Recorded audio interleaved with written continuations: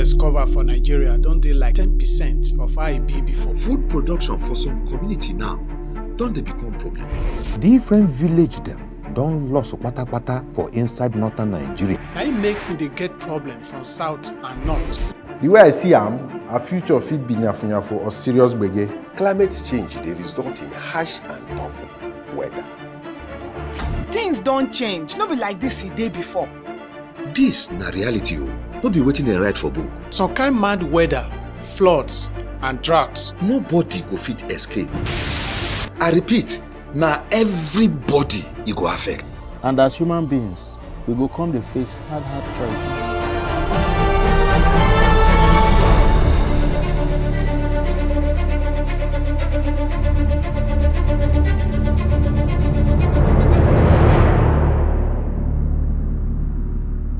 Because we dey damage our environment. Na him dey cause some kind problem like too much hotness and too much coldness for the weather. For we country Nigeria, this problem bad pass because of the way we dey spoil where we dey live. And on top of that, the way we dey born plenty pikin like fowl don make all wetin we get inside we country not to dey reach everybody. Na we dey take our own hand dey damage the environment wey suppose dey help us.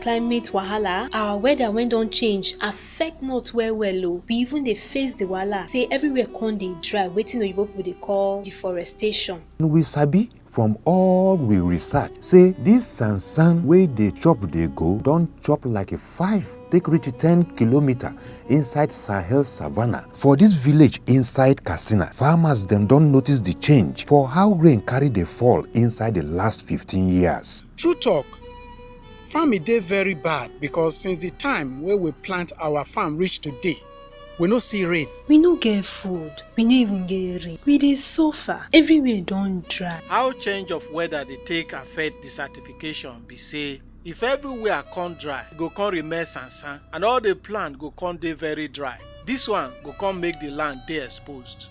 Deforestation na serious wahala, and on top of that, we still dey cut tree as firewood to take cook food because we no get any other option. The people wey dey live for inside the Sahel na ogbonge farmer na im dem be. But because of the climate wahala wey don pass their power, na so sansan dey swallow their land. And na because of this kind thing na im people dey move comot from where dem born dem go another place.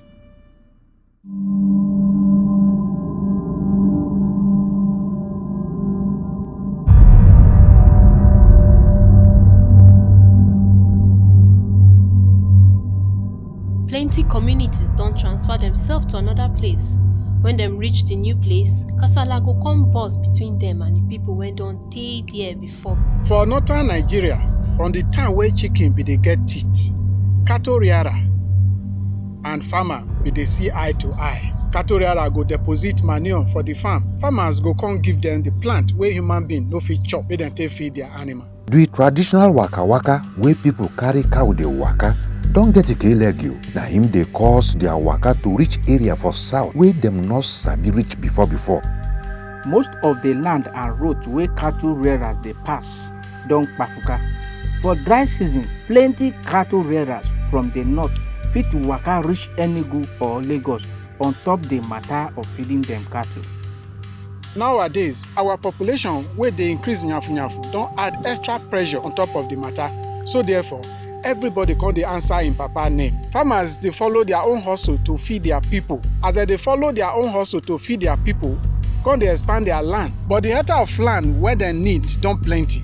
So dem don dey follow the cattle header drag water and land. If land dey short, neighbors go start to dey fight for the little wey remain. That na how kasala dey burst.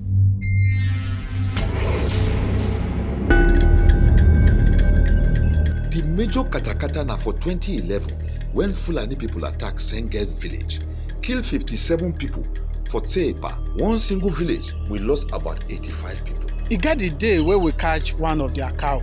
We come say make dem pay for wetin the cow damage before dem collect the cow, only to see dem with gun dey come attack us. Na so e start. Criminals dey come thief Fulani people cow.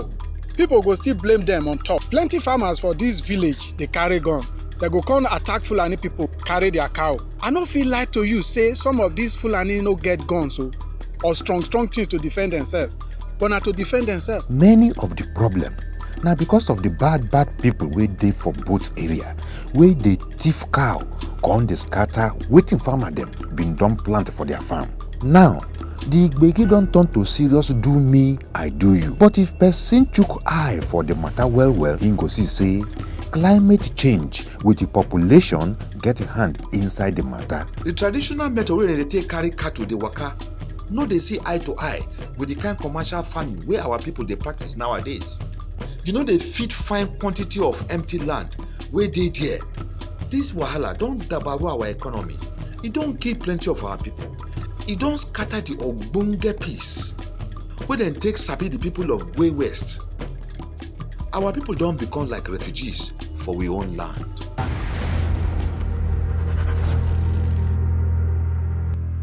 For the Office of National Security Advisor, we arrange one plan to take tackle the wahala wey be say animals fit dey find food chop and pastoralists wey dey rear cow go see road to dey pass without wahala. The way we arrange am, e fit dey useful even unto the Boko Haram and Niger Delta wahala. The plan sef fit cancel other kind of katakata. This matter don become security wahala wey concern our country. The way our climate dey change, our communities also dey advance and our population dey boku. So this waka cattle rearers wey bin get space to waka up and down everywhere for inside the Sahel no fit do am again because no man's land don get landlord.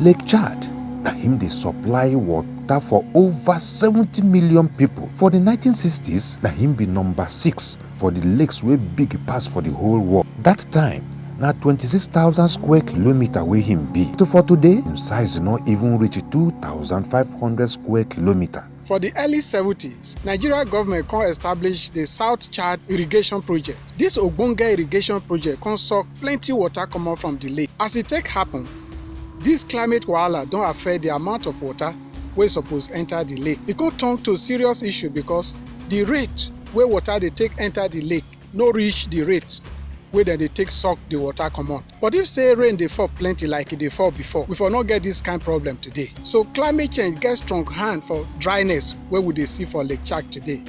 And na the lake dey support the way people dey take live for the area.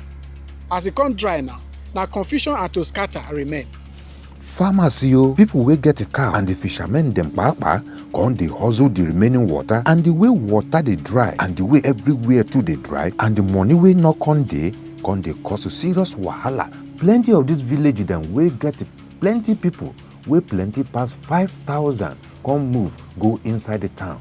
And the main town wey dem waka go be Maiduguri. Take make say like 30% of all the people wey dey live inside Borno state don dey now take dey live inside Maiduguri town. Plenty of the people wey dey waka go there, dey find out to say work no dey there o, the hustle no pure, hope no dey, and their dream to take live better life come dey scatter. So wetin dey expect? Na anger and frustration, and based on say their hand no dey do anything and the mind na breeding ground, dem go fit carry gun against anybody with jollyment. Dem no get anything to do. The fisherman no fit fish again. The farmers they no fit farm again. So you can't get plenty young people wey no get enough place to show their talents wey God give them, who come fall prey to these things. Plenty of these people wey dey come there come look for work wey dem no dey get. Na dem dey turn to Boko Haram. For example, that their oga wey dem dey call Muhammad Yusuf, where him dey carry money for loan they give these their people without any kind interest. This na how dem carry dey get member, because as member of the group we won't continue to dey enjoy correct money for awoof, you must to attend their Islamic class wey dem dey organize for every evening. Now from there, then go come initiate you, take a turn your mind. Dis na young people wey society don neglect, wey dey look for people wey go accept them. Dem come fall into the hands of religious preachers wey their way no pure. Dem go come carry the thing wey religion dey talk, turn am upside down, take spoil their mind. Plenty of these people don left the far, far north area of the state and other states wey be their neighbor because of this land wey dey chop with all the tree wey dey die. Now this one join the matter for climate change with the Boko Haram wahala for all of the area.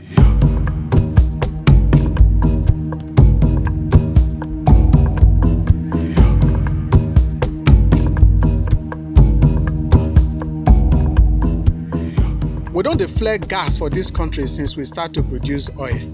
To dey burn gas throway for Nigeria, na him be the highest contributor of carbon dioxide pass every other thing joined together. About 45 million tons of carbon dioxide na him dem dey release dey enter with sky for every day by each wey dem dey cook with crude oil. The amount of gas wey dem dey flare na him be the amount of fuel wey Brazil dey use. The amount of gas wey dem dey burn don dey enough to generate light for the whole of Africa. And yet, we dey waste money wey pass $2 billion every year on top of gas matter. This dey contribute to climate change. And Nigeria no suppose add to the gbege wey dey ground wey never get solution. Imagine say you dey everly live beside one big fire. Wetin you go see be like say dem carry one big cigar come force the whole village to dey smoke am. So gas smoke dey cause diseases like cancer, like leukemia. E dey cause acid rain because of the sulfur and nitrogen oxide wey dey inside. All this one dey affect crop and dey cause skin diseases and any wahala wey fit make we no breathe well. So gas smoke na serious problem. The yamayama wey dey enter sky from gas smoke no be him be the only danger wey follow come body with oil extraction. The problem of oil yamayama on top with village with area where we dey live no get part two. If you see the level of oil yamayama for Niger Delta, na him be one of the highest for the whole world. As I dey talk now, oil see the speed dey go for Niger Delta. Ikarama for Bayelsa State back then na one of the best environment for farming and fishing. This na wetin happen when oil spill show face. Ikarama community get the highest oil spill for Bayelsa and Niger Delta as a whole. This ground don dey contaminated with crude oil. If you dig something like 2 to 3 feet, you go see crude oil. Apart from oil yamayama wey we get from bad chemical wey dem dey use take dig this crude oil, you go come get bad water wey dey comot as dem dey produce the oil. The place wey be say na im get food pass for Nigeria, dey come spoil am. Where dem go grow their food come spoil. Our farms don kpafuka. As you dey see, all the fishes wey dey around us don buy finish. Food don dey become problem now. So you get food system wey pollute, water wey pollute, and land wey don kpafuka. Our pikin dem dey always sick. So wetin dey make all this oil to dey throway? Bad people wey their head no dey on top their shoulder na him dey cause like 8 take reach 90% of all this oil wey dey throway. And for other place, 90% na bad machine with how people carry dey operate this machine na him dey cause this oil wahala wey dey throway. So wetin dey happen for this area? People dey spill oil and nobody wan gree say na im do am. I no blame the oil company alone. I also blame the people wey dey break pipeline. But this matter long pass just to break the pipe wey oil dey follow waka pass. The contractors of the oil company wey suppose clean after the spill don happen. In case dem no get enough work, dem fit tell some community people wey dey live there to go touch 1 or 2 things so that dem go call them make dem come clean up. Dem go give the boys 200 or 300,000 naira say make dem go dey jolly. Since 2009, pipeline breaking don increase, but that one no mean say we no go blame oil companies for the many oil spills wey dey happen every year. That kind thing no fit happen anywhere e be for the world. As e dey be so, na oil spill on top oil spill. The damage don reach level wey be like say no hope of to repair am again. The story of Bodo na painful story o. 2 oil spill wey be say na mechanical failure cause them. since oil come here, if you catch fish and you wash it and you tear him better, you go see oil inside. When you just chop and you go hear the odor of kerosene. As you just breathe like this, the odor of kerosene will come back from your mouth. When this oil spill happen, water fit carry the oil enter inside mangrove. As you can see, oil used to be in mangrove. The report wey United Nations release about wetin happen for Ogoni community and environment. In fact, wetin dem talk be say if e reach like 25 years before person dem fit clean the water, almost more than 3 years wey dem release that report now, government no fit say anything like how to carry repair the place or fix am. The only thing wey dem dey talk be say na when you come there, you go see signboard dey tell people of Ogoni land say the land don contaminate. People wey don live there for so many years, wetin you want make dem do? Where you want make dem go? Why militancy tanda take it get teeth inside Niger Delta? Be say people no send it. Them still they drink from the same river, just the way I sabi since wey I be small pikin. No borehole, no good road. So where the money go? And so when the boys vex, come carry all kind different shakabula. Be like say their community, they clap hand for them. They support them. Come they say yes, Daniel don't come join us. Another Isaac Boro don't land. When person dey push you go wrong, you don't get how you go do it here now. You go turn back face am. You don't get as you want be. Anytime from this time, na so you go begin to show them. As they give you good thing, you self supposed to give us good thing. When equal rights and justice dey, na then our conscience dey rest. Wahala of oil spill dey easy to see, but in hand for climate change, fit not dey too clear. When you come check am say every tree wey die, every plant wey lost, dey reduce like we fit dey control carbon dioxide. Na for that time you go understand.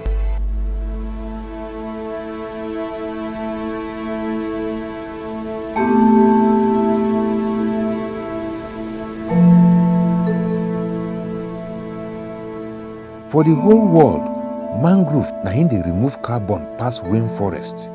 Mangrove dey very very important for Nigeria. Na im be one of the main sea defense wey Nigeria get, and all yamayama na im dey spoil am. This na mangrove wey don die as we dey see am so, and e dey very very important for this kind of environment.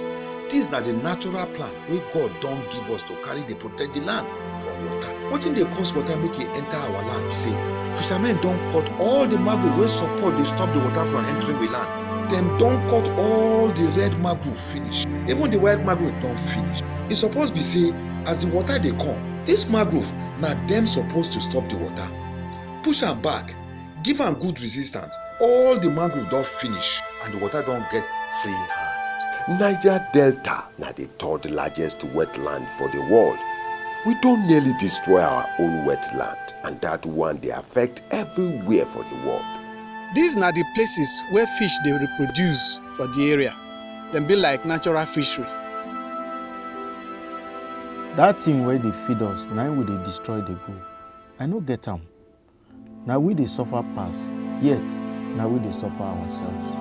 People where don't live for the place where them dey catch fish, don't talk say the place where them dey stay today be like 1 kilometer from where them dey 7 years ago. So as the water dey push them, now so them dey pack comot. If you go Brass, Udioma or Kulama, you go see the same thing. Ocean encroachment. E dey chop the land. Last time wey I ask, na so people come reason me say 7 poles of NEPA don enter that water. I be one of the people wey dey live for this side. Now, this water dey come with strong power. And if nothing happen to control am, one day, this water go come overpower everything. In those days, na so we dey waka go that ship you dey see so. But now, unko, we no fit near am. You see how our land don dey chop dey go. The scientists dem say if the river rise 1 meter pass the way e dey do so, wahala go dey. Because if e reach up to 90 kilometers inside Niger Delta, where go enter inside water. Ocean level go rise for Nigeria. E go swallow many areas for Lagos. The coastline go come change.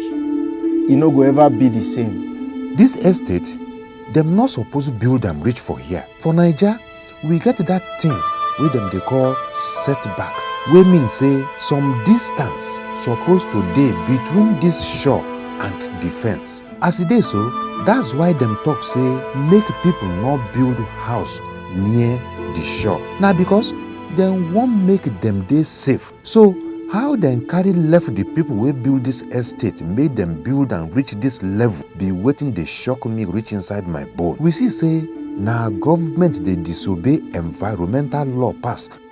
Plenty of these houses where them they build illegally for wetland go soon dey underwater. This thing they push us, and small are the reason I'm say we go all move go middle belt. People from the north go begin come down, and people from the south go begin go up.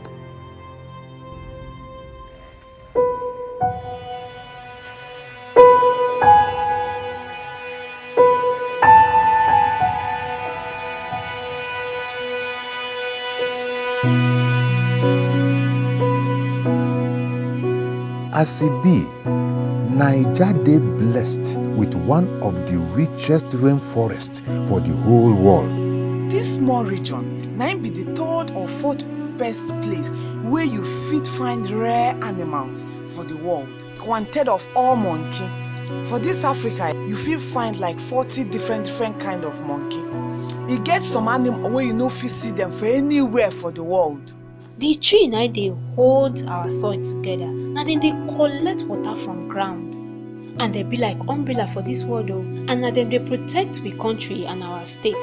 If you want talk about the food wey we dey chop, na insects wey dey live inside forest dey come, na im dey help am grow, take dey bring out correct fruit. If the forest go, this insect no go get where to live again. Forest na im get power pass o for all this climate change. For anywhere, e dey collect carbon dioxide, come change am into oxygen, and na wetin we need for this world be that. Dem don reason am say one tree fit change about 22 kilograms of carbon dioxide a year, and without that tree, the carbon dioxide go enter the environment come dey cause plenty wahala. Between 2000 and 2007, almost 1/4 of the forest wey dey for Cross River don lost finish, and almost the same amount between 2007 and 2014 na im disappear.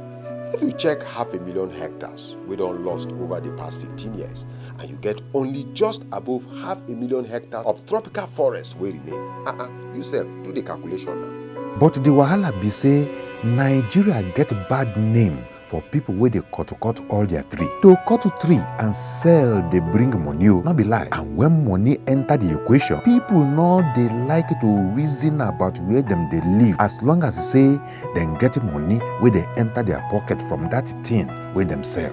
You lose 96 to 97% of your forest. E mean the country dey develop now. Shey everybody wan build im own house, build hotel, build something, and na who dem go take dey do am? For the past 15 years, we don seize reach 400 chainsaws. The loss fit reach 10 to 15 billion naira. So bad people dey operate for on top this matter. Dem dey settle security people. Dem no wan give up that quick money wey dem dey get. Na im make dem go fight to protect am. As e be, sometimes, if people dey think about security problems, dem dey reason police, Boko Haram, militants and suicide bombers, and small thieves for area, and people wey dey burst pipelines. But you need security on top rivers dem, oceans, and so many things wey dey affect human life. All these things dey support our life for world, and this thing don turn national security issue. If we no protect our environment, where everything come spoil, how we go carry replace am?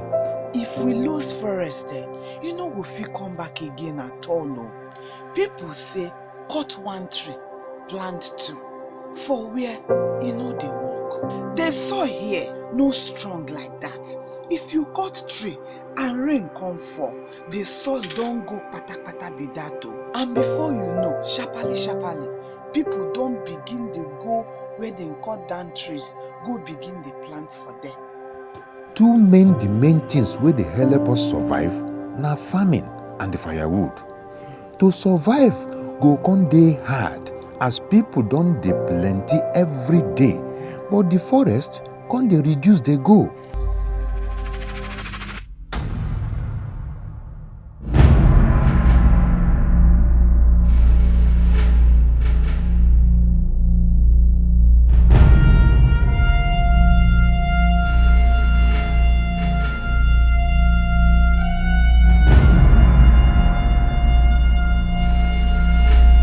Erosion don dey become problem for every part of Nigeria.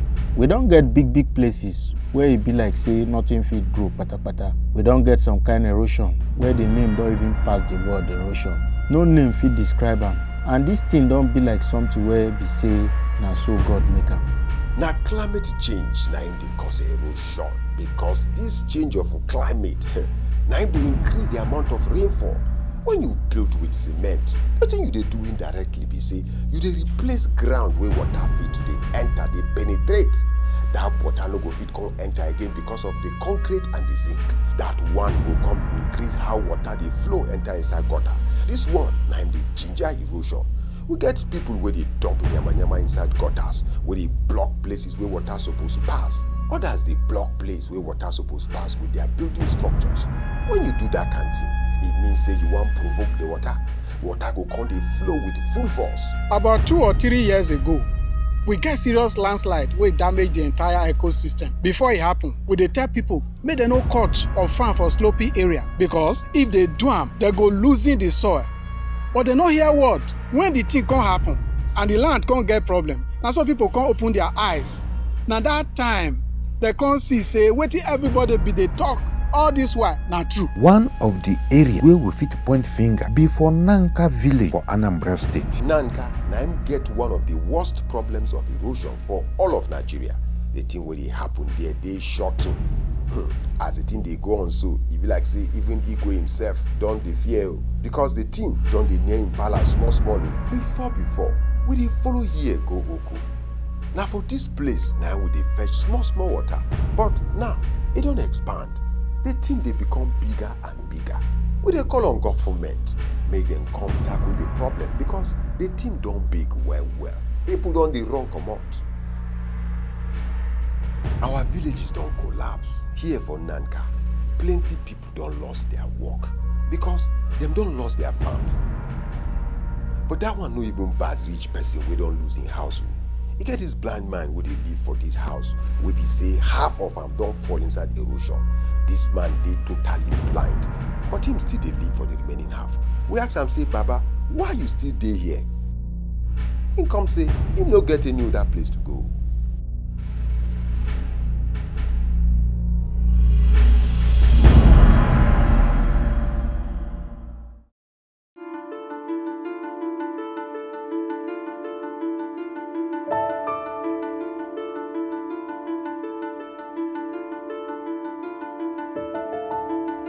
Village people, na him the environmental wahala for country dey affect pass. Flooding do the people of this community strong thing. The thing start like the normal water wey dey run if rain fall. The water bin dey come from Cameroon to River Niger, and the rain too much. The rain dey fall almost every day, and the rain heavy. Suddenly, 9 flood just appear. People begin pick race. People come dey live for main road. They cook for main road. They store their crops for there. They kukuma dey sleep for there. Plenty people die. The farmers lost their farms, lost their crops like yam, cassava, garden egg, and okra. All of these, na im dey lost. So this na the level wey we water. Na the level be this. Heavy flooding like this fit cause a serious problem. E dey very hard for people to go to another place now. Dem no get any land to go. Abi where you want them to go? Dem go another person village go sit down. Na the wahala be that o. Nowhere to run to. So we don't see the problem wetin we dey do fit cause. We not fit continue dey scatter the thing wey God give us like this. E get anything wey we fit do to take a change am, abi e don late?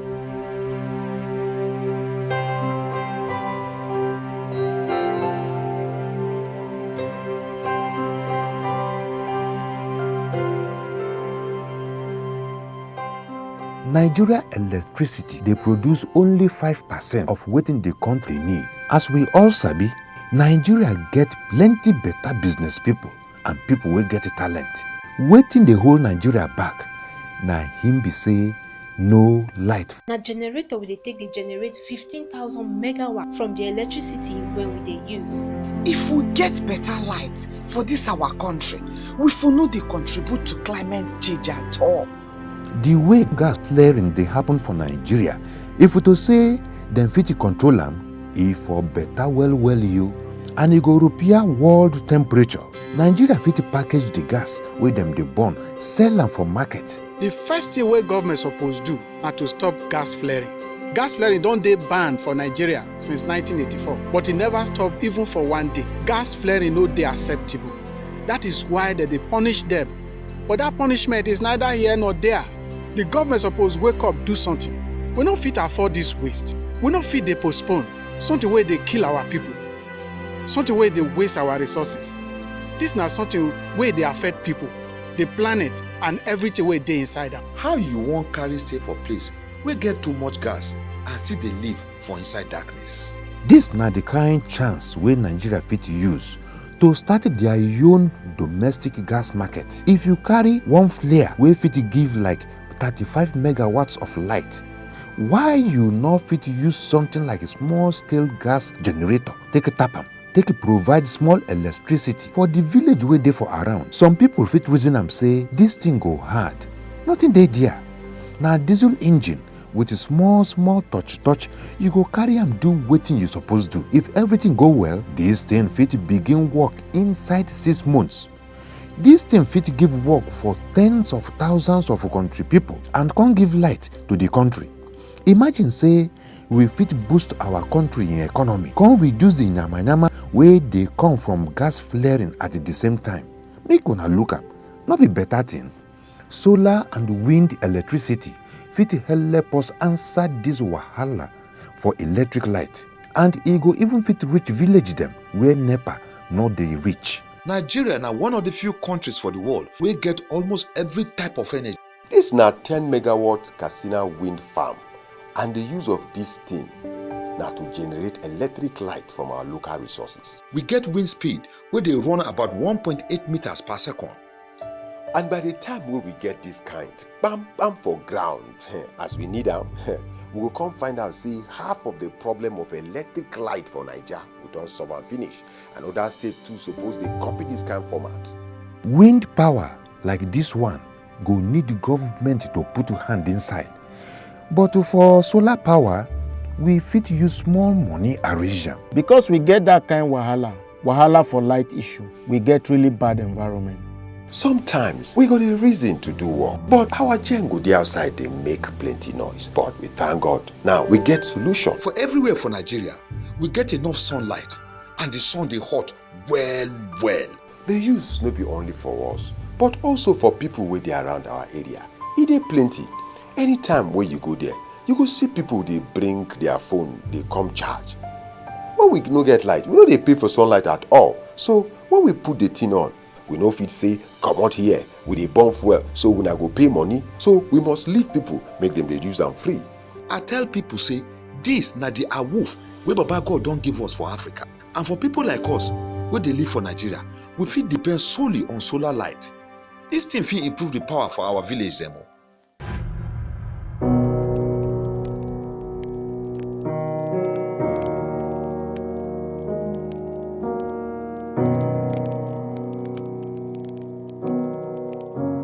The most reliable and the dependable fuel to use take cook na firewood. People dey cut down wood either for fuel or firewood and other things because for economic reason and because for how e dey important to dey use these things for their life for every day by each. The new type of stove so e dey sweet me for belle, because when you dey use am, the firewood wey dey inside dey burn wella. You go come comot hot heat pass ordinary stove when you dey use o, and the heat go just dey enter pew under the pot, and you no go dey blow this side, go dey blow like say breeze dey blow am. E no dey happen like that. And that one dey make food dey cook quick, and e go come dey save time and energy. E no dey chop firewood at all like the one wey dey before. E dey boil fast and the food dey sweet. This simple solution no be for inside house only dem fit use am o. Typical bakery for Jigawa dey carry 1 tree dey burn every day when dem dey bake bread. That na 30 trees every month, and as per say dem get 300 bakeries wey we sabi for Jigawa. e reach 180,000 trees when dem go dey cut every year to take dey arrange bread. Dis rocket oven na im be the new way wey we wan use. Dis new way na im be the way we dey show bakeries make dem use, make e help dem reduce amount of firewood when dem dey need to bake bread. You fit use 1/10 of the wood wey you dey use before. So for instance, the same tree wey you dey take dey bake for 1 day, you fit use am for 10 days. Na serious improvement be that. That na the power of technology. That na the power of changing the way you dey do things. This one no dey bring a lot of heat the way other one dey bring heat. This one easy to work with well. The bread dey comot neat and no ashes for the body. No bonbon at all. This na one of the things wey dey talk say one small drop of water fit become mighty ocean. So if all of us reason, any small thing wey we fit do contribute to make our life better, that small change go fit turn our life around.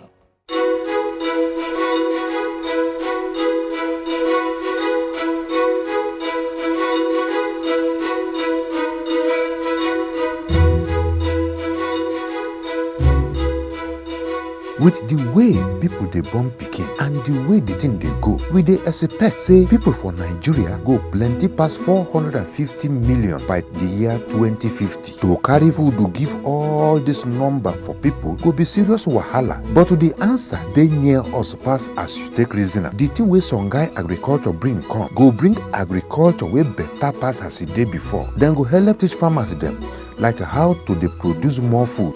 As our population dey plenty dey go, e go so hard for many people to dey chop belle full. And we sabi say if belle no secure, nothing else go fit dey secure. So na to increase our agriculture na im dey important pass.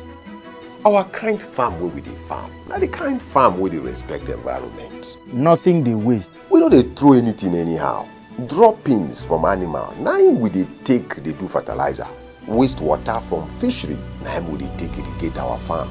We dey practice our own new way of farming. To plant plantain or banana for north na long thing, but some guy dem dey do am easy. All year round, our garden dey grow. Songhai don show us how to begin tackle these new challenges. This na like e suppose be, but when we dey talk for climate change, we dey think of science as wetin we dey read for inside the book wey no dey touch us for body. Climate change na wetin we don cause.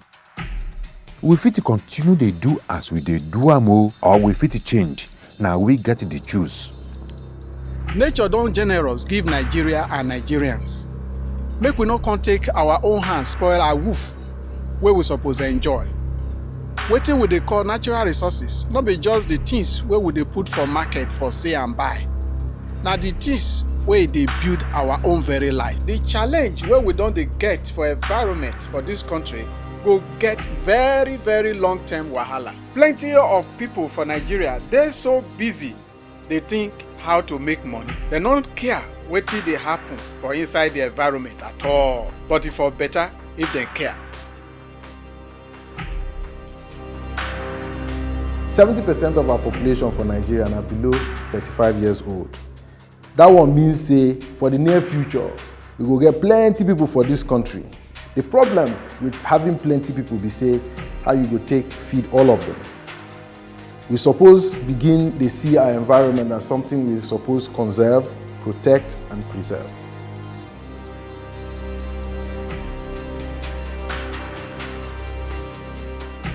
We need to show concern for the kind of wahala where we dey create, and we must reason how we go carry control am, no matter how slow and steady e be.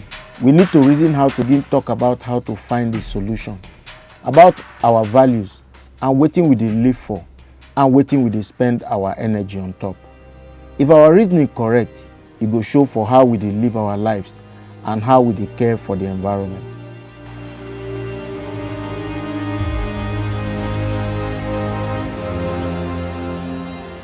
Now which kind person go take him children birthright go sell? Now which kind person go think say him get the right to chop everything wey him inherit from him forefathers, no remain even shishi for him children? If we just reason to dey collect, we no reason put back, e go affect us as people, affect the way we dey think, and affect who we be. Our nature no be that kind of people wey go just destroy, come dey carry, no one put back. Nobody suppose take from we land and no go put back. If that kind thing happen very soon, the whole thing go finish and nothing go dey the account. Then the real poverty will begin. This one na for everybody. This one na everybody problem, and it will take everybody to carry solve am. This thing concern papa and mama. Charity dey start from house. Shey you dey live for dirty area? Shey you dey throway dustbin pass back of your house and your wall? Shey you dey throway oil for ground wey go come enter gutter, come enter the rivers? Once e don spoil, no amount of money go repair am. Make I tell you say, we be part of nature, we not different from am. If we get this kind mind, e go help us build system wey dey strong, wey be say we fit give our children for future. So we need all Nigerians, everybody for Africa, with everybody for world, make dem join hand for inside this matter. We dey responsible for anything wey go happen for this world.